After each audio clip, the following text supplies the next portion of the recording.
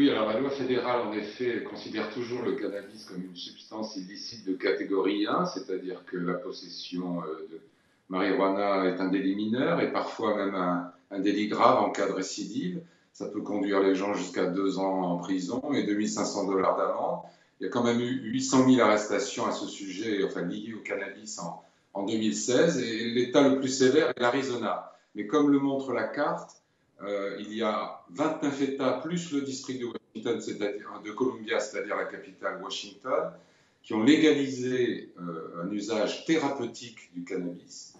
Et parmi ceux-ci, 8 ont aussi légalisé un usage récréatif, avec un encadrement, des doses limitées, un âge limite, etc. Et s'ajoute à cette situation de double législation, si vous voulez, un amendement qui est introduit dans la loi sur le budget chaque année depuis 2014, qui interdit au département de la justice fédérale d'utiliser ces crédits pour faire la chasse aux utilisateurs de cannabis qui respecteraient la loi de leur État, même s'ils enfreignent la loi fédérale. On va continuer le tour de table avec Nicolas à Berlin. Que dit la loi chez vous? Qu'est-ce qu'il est permis de faire ou de ne pas faire?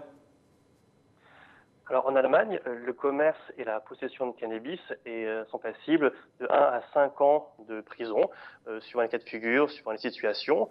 Et en ce qui concerne la consommation, il y a une forme de tolérance. Chaque région, chaque Länder a défini un seuil en dessous duquel les poursuites ne sont pas engagées. Alors généralement, c'est 6 grammes de cannabis. Ça peut aller jusqu'à 15 grammes à Berlin.